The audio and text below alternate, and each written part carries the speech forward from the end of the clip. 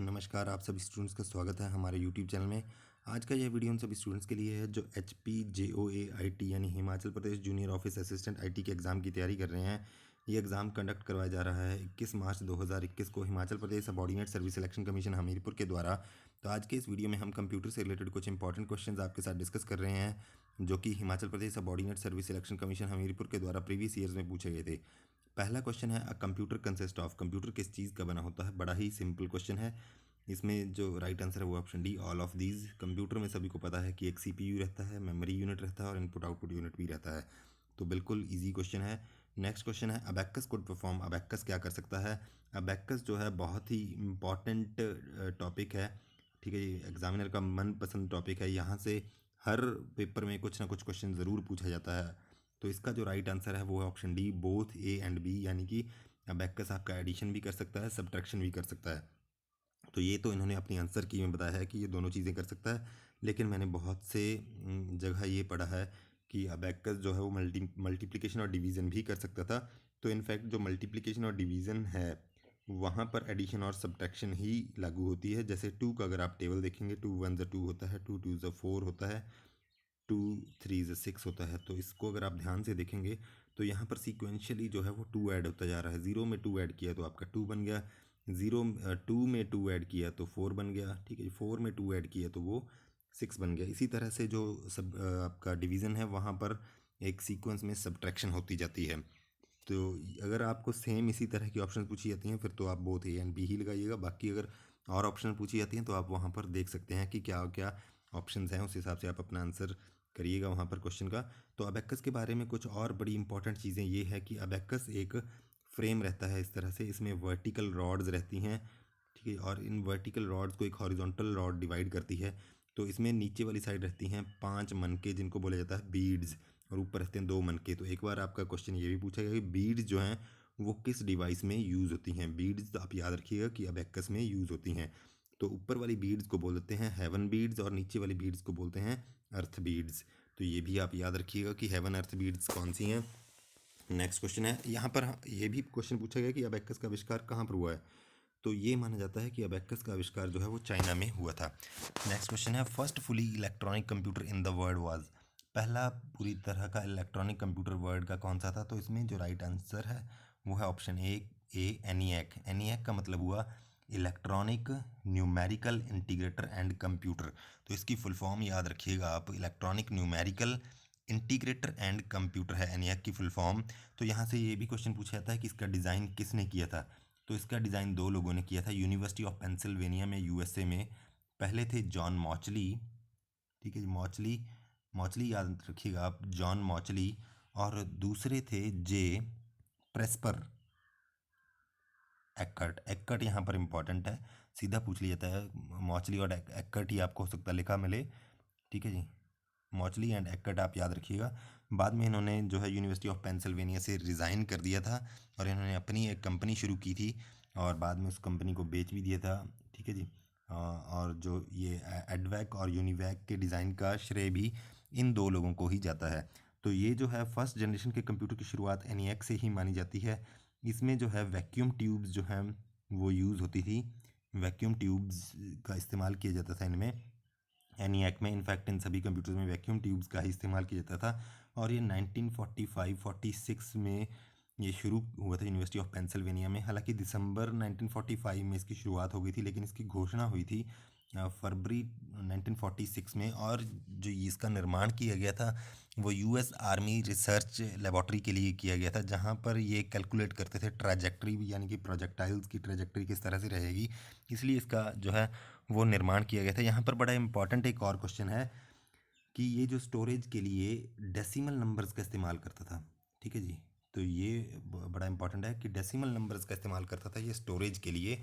जबकि जो आपका एडबैक था इसका भी डिज़ाइन जो है वो मॉचली एंड एक्कर्ट ने ही किया था।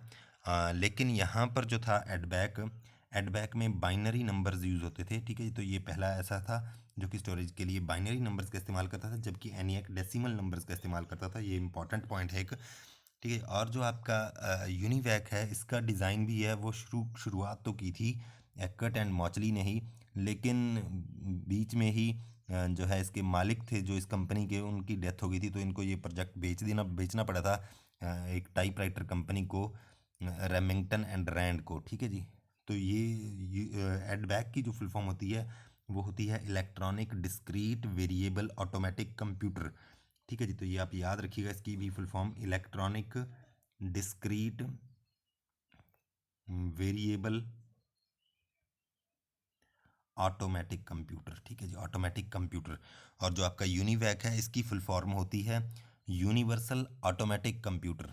ठीक है जी, यूनिवर्सल ऑटोमेटिक कंप्यूटर यूनिवैक की फुल फॉर्म हो गई। और जो मार्क वन है ये आईबीएम ने इसका निर्माण किया था, अमेरिकन कंपनी है IBM, international business machine corporation. ठीक है जी, तो उन्होंने मार्क वन का निर्माण किया था। नेक्स्ट क्वेश्चन है which of the following is the smallest computer.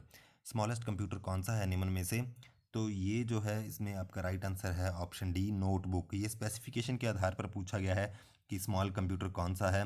ये जो है डिजिटल कंप्यूटर हैं सभी के सभी।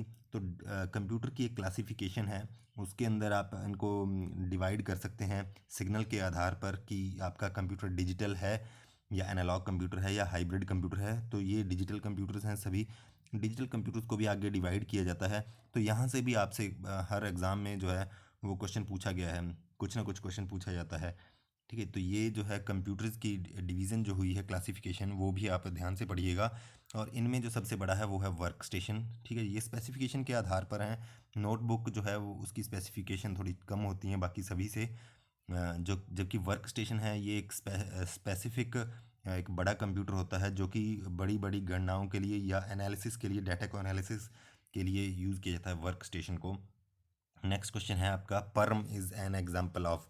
परम जो है ये इंडिया का सुपर कंप्यूटर की सीरीज़ का नाम है।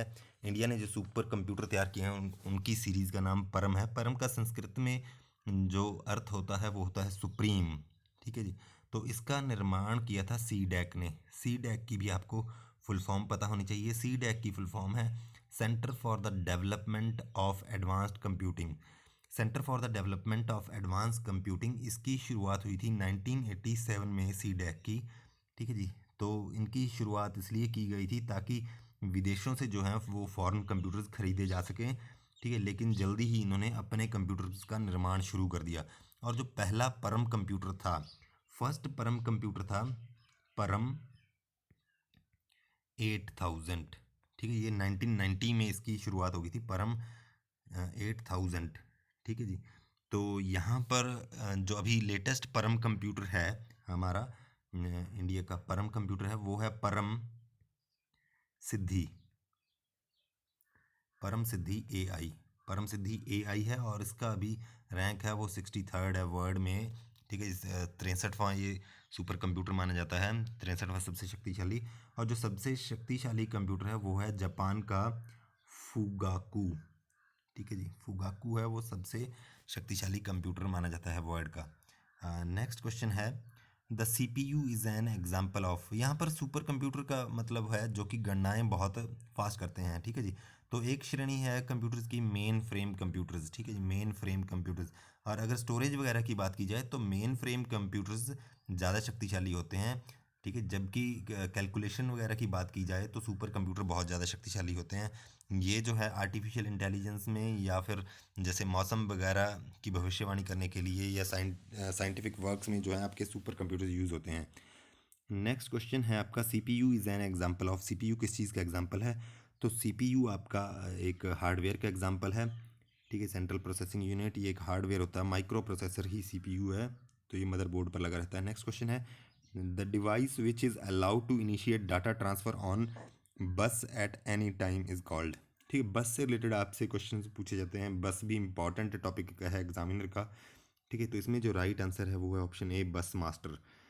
ठीक है, बस जो है वो तीन तरह की बसेज हैं। सिस्टम बस है, सिस्टम बस को लेकर क्वेश्चन पूछा जाता है। ठीक है, सिस्टम बस में तीन बसेज हैं, एड्रेस बस, डाटा बस, ठीक है, और कंट्रोल बस। तो ये चीज़ें आप याद रखिएगा। नेक्स्ट क्वेश्चन है who invented micro processor. Micro processor को लेकर जो है यानी प्रोसेसर को लेकर ये जो क्वेश्चन पूछा गया है, गोल्डस्टीन बताया है इन्होंने राइट आंसर। लेकिन मैंने कई जगह सर्च किया तो जो एक्चुअल में माइक्रो प्रोसेसर है इसकी एवोल्यूशन हुई है धीरे धीरे। ठीक है। और जो पहला कंप्लीट एक माइक्रो प्रोसेसर माना जाता है वो माना जाता है इंटेल 4004 को।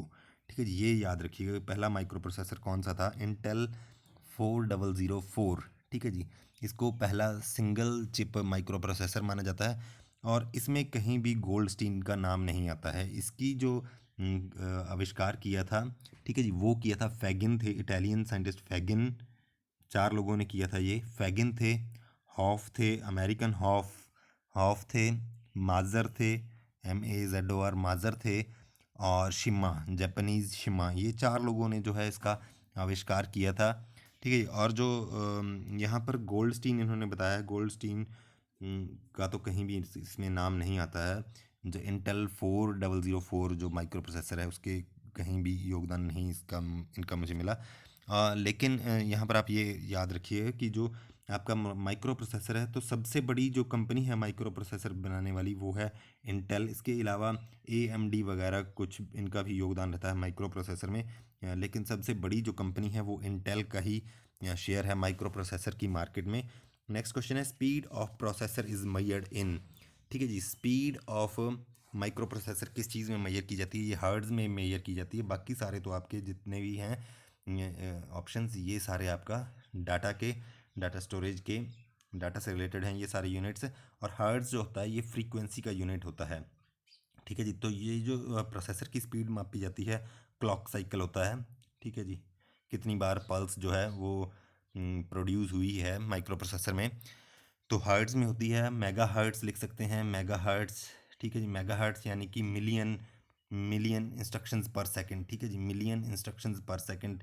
गीगा हर्ट्ज़ लिखा होता है, गीगा हर्ट्ज़ यानी कि बिलियन इंस्ट्रक्शंस पर सेकंड। ठीक है जी, यहाँ पर आप एक और चीज़ याद रखिएगा कि जो आम कंप्यूटर है उनकी स्पीड तो आप हर्ट्ज़ में मेजर कर सकते हैं, परफॉर्मेंस हर्ट्ज़ में मेजर की जाती है, लेकिन जो सुपर कंप्यूटर हैं वो बहुत ज़्यादा फास्ट काम करते हैं। उनकी स्पीड के लिए एक अलग से यूनिट बनाया गया है, फ्लॉप्स।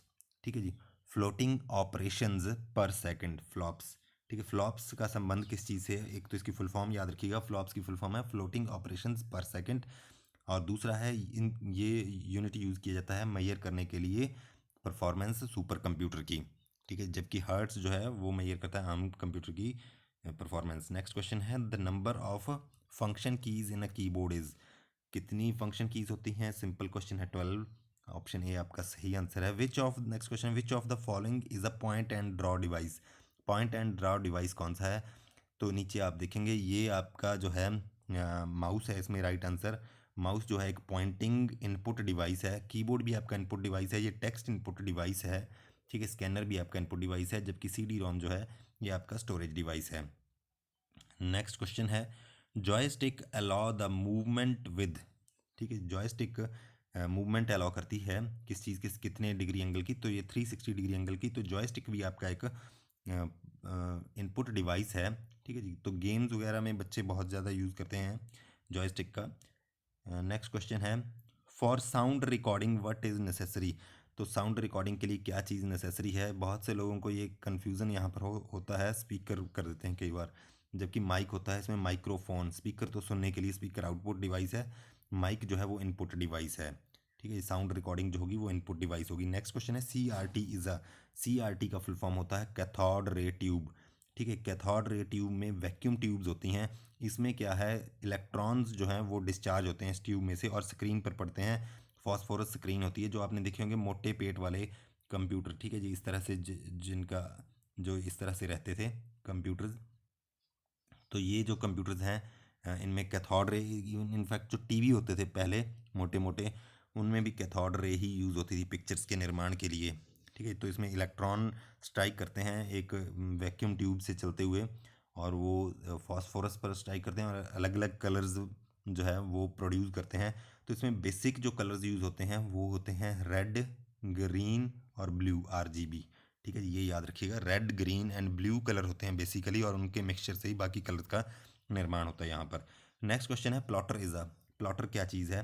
प्लॉटर किस तरह का डिवाइस है, यहाँ प्लॉटर को लेकर प्रिंटर से आपसे कम क्वेश्चन पूछे जाते हैं, प्लॉटर से ज़रूर क्वेश्चन पूछ लिया जाता है। प्लॉटर एक इनपुट डिवाइस है, प्लॉटर जो है प्रिंटर की तरह ही काम करता है, लेकिन इसमें जो है प्रिंटर की तरह चीज़ें नहीं होती हैं। प्रिंटर में जो है आप टोनर वगैरह रिफ़िल करवाते हैं, लेकिन जो आपका प्लॉटर रहता है इसमें टोनर वगैरह का इस्तेमाल नहीं होता, इसमें एक हैंड की तरह काम होता है, जैसे एक पेंसिल वगैरह यूज़ होती है ड्राइंग के लिए। ठीक, इसमें वेक्टर ग्राफिक्स जो हैं वो बनाए जाते हैं, वेक्टर ग्राफिक्स। तो हाई क्वालिटी के अगर आपको प्रिंट आउट लेने हैं तो प्लॉटर का इस्तेमाल होता है, बड़े बड़े प्रिंट आउट लेने हैं तो प्लॉटर का इस्तेमाल होता है।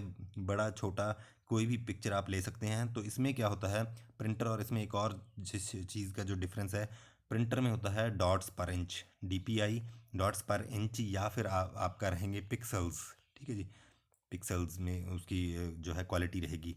यहाँ पर जो वेक्टर ग्राफिक्स हैं ये अलग काम करता है, ये कंटिन्यूस एक लाइन रहती है, इसमें किसी भी तरह से जो भी चीज़ ड्रॉ होती है वो एक कंटिन्यूस एक लाइन रहती है, उसमें डॉट्स वगैरह नहीं होते हैं। तो ये जो है पिक्चर बड़ी या छोटी करने पर भी उसकी क्वालिटी जो है वो एज इट इज़ बरकरार रहती है, वो ख़राब नहीं रहती है, ख़राब नहीं होती है। नेक्स्ट क्वेश्चन है, which of the following is the fastest port for data transfer.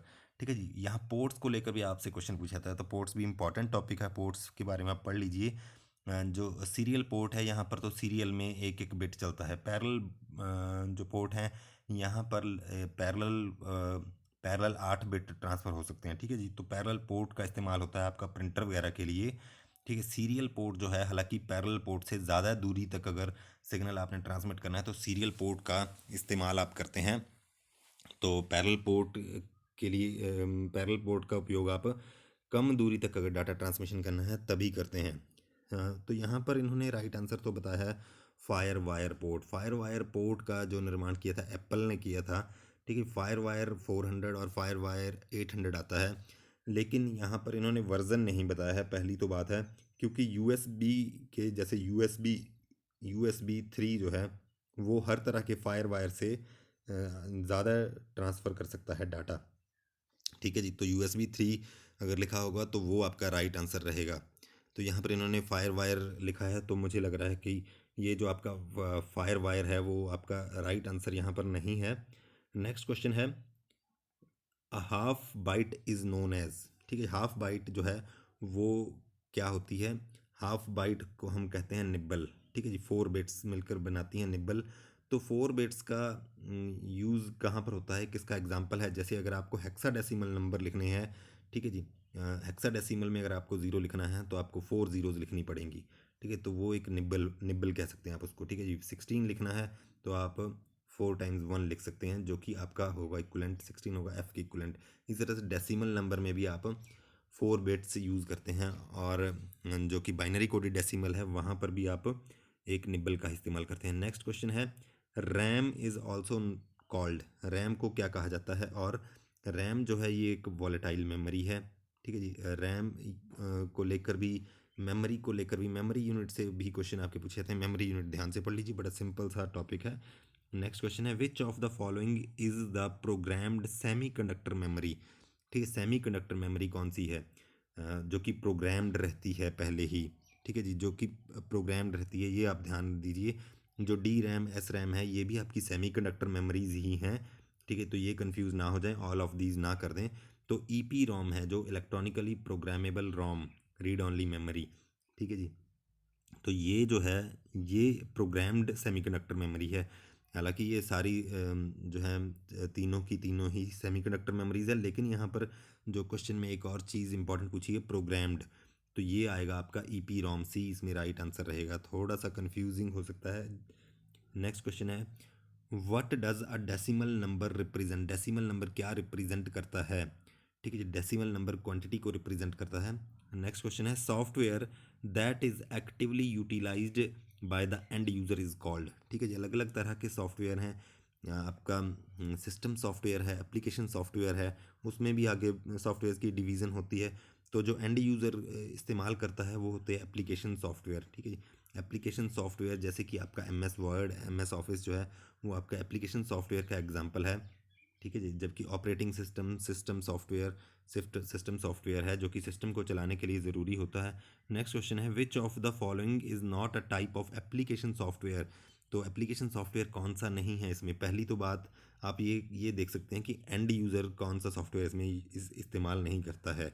तो ब्राउज़र भी एंड यूज़र इस्तेमाल करता है, डाटाबेस भी एंड यूज़र इस्तेमाल करता है, वर्ड प्रोसेसर भी एंड यूज़र इस्तेमाल करता है। तो ये तीनों क्या हो गए आपके एप्लीकेशन सॉफ्टवेयर। तो पिछले क्वेश्चन में ही आपको ये चीज़ क्लियर हो जानी चाहिए। तो यहाँ पर डिवाइस ड्राइवर जो है ये एंड यूज़र नहीं इस्तेमाल इनको करता है, इनको मशीन इस्तेमाल करती है। तो डिवाइस ड्राइवर क्या है? डिवाइस ड्राइवर सिस्टम सॉफ्टवेयर हैं, ठीक है जी, सिस्टम सॉफ्टवेयर। तो डिवाइस ड्राइवर जो हैं ये ऑपरेटिंग सिस्टम के साथ साथ जो है सिस्टम सॉफ्टवेयर कहलाते हैं। नेक्स्ट क्वेश्चन है the first computers were programmed using, ठीक है जी, पहले शुरुआत के कंप्यूटर किस तरह से प्रोग्राम किए जाते थे? इसमें राइट आंसर है option D machine language. Machine language जो बाइनरी 0 और 1 में डायरेक्टली जो है इनको प्रोग्राम किया जाता है 0 और 1 में, लेकिन 0 और 1 की फॉर्म में, बाइनरी नंबर की फॉर्म में जो है वो प्रोग्रामिंग बहुत ही मुश्किल होती थी। इसलिए जो है फिर असेंबली लैंग्वेज का निर्माण हुआ। असेंबली लैंग्वेज भी हालांकि थोड़ी कॉम्प्लिकेटेड होती थी। असेंबली लैंग्वेज को ट्रांसलेट करने के लिए एक असेंबलर का इस्तेमाल होता था।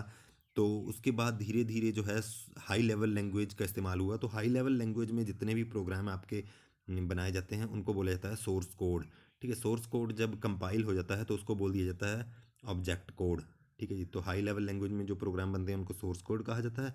और इसी तरह से असेंबली लैंग्वेज है तो सोर्स कोड को भी ट्रांसलेट करते हैं इंटरप्रेटर या फिर आपके कंपाइलर ऑब्जेक्ट कोड में।